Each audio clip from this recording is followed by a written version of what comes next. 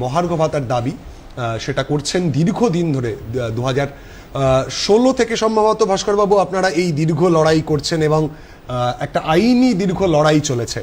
এতদিন পরে এসে 2026-এ আপনাদের পূর্ণ দিবস কর্মবিরতি বা আপনারা ধর্মঘট বলছেন, সেই ধর্মঘটে আপনাদের যেতে হলো।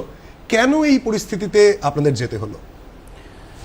অনেকগুলো বিষয় আছে। প্রথমে বলি যে এই লড়াইটা শুধুমাত্র ডিএর দাবিতে ছিল না, তার থেকে অনেক বেশি করে আমরা চিন্তিত এই রাজ্যের ছেলেমেয়েরা পশ্চিমবঙ্গ সরকারের 6 লক্ষাধিক মানে শূন্য পদ পড়ে আছে বিভিন্ন ডিপার্টমেন্টে, স্কুল থেকে শুরু করে হসপিটাল থেকে শুরু করে বিভিন্ন জায়গাতে। সেই স্থায়ী পদগুলোতে স্থায়ী নিয়োগ চাইছি আমরা চাই যে এই রাজ্যের ছেলেমেয়েরা তার মেধার পরিচয় দিয়ে সেখানে স্থায়ীভাবে নিযুক্তি হোক এবং সেই নিযুক্তির জন্য তাদেরকে যেন কাউকে তার মেধার বাইরে কাউকে যেন ঘুষ দিতে না হয়।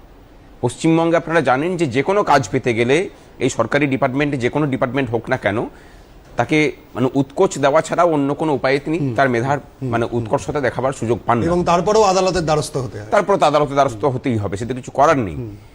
এই যে মানে সাদা খাতা জমা দিয়ে চাকরি পাওয়ার যে ট্র্যাডিশন, সেটাকে আমরা ভাঙতে চাইছি। আমরা বলছি যে এই রাজ্যের ছেলেমেয়েরা সরকারি চাকরির পরীক্ষা দেওয়ার জন্য হাপিত্তেশ করে বসে আছেন আরো বেশি করে। কেন না? বেসরকারি কোনো বিনিয়োগ নেই, চাকরির কোনো সুযোগ নেই সরকারি চাকরি ছাড়া। সরকার যদি 6 লক্ষ শূন্য পদে নিয়োগ না করে তাহলে যা হওয়ার সেটাই হচ্ছে। কি হচ্ছে? ট্রেন ভর্তি করে করে এই রাজ্যের যুবক ছেলে মেয়েদের শিক্ষিত মেধাকে, উন্নত মানব সম্পদকে অন্যান্য রাজ্যে আমরা এক্সপোর্ট করছি। রাজ্যটা ধীরে ধীরে বৃদ্ধাশ্রমে পরিণত হচ্ছে। আজকে লড়াইটা পশ্চিমবঙ্গটা বৃদ্ধাশ্রম হয়ে যাবে কিনা সেটারও লড়াই ছিল। আজকে লড়াইটা এটা ছিল প্যারা টিচার।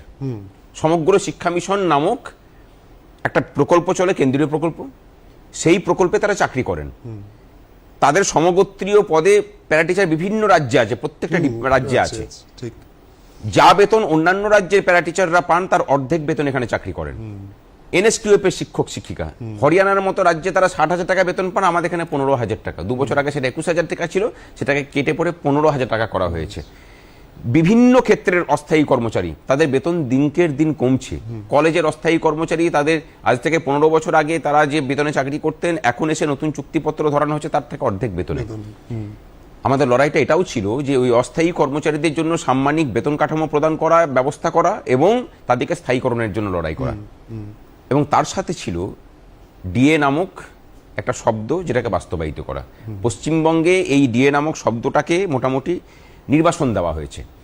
আমরা দেওয়া হয়েছিল বিশেষ করে বিগত 2023 সাল থেকে আমরা লাগাতার শহীদ মিনার ময়দানে লড়াই চালিয়ে যাচ্ছি এবং এর আগেও 10ই মার্চ 2023 সালে এরকমই ধর্মঘটের সাক্ষী হয়েছিল এই রাজ্য। এবং সেই ধর্মঘট ছিল 5 দশক পরে কর্মচারীদের ডাকা, কোনো রাজনীতির সাহায্য ছাড়া প্রথম ধর্মঘট, এবং সেই ধর্মঘটও সর্বাত্মক হয়েছিল। আজকে আবার ডাকতে বাধ্য হলাম আমরা।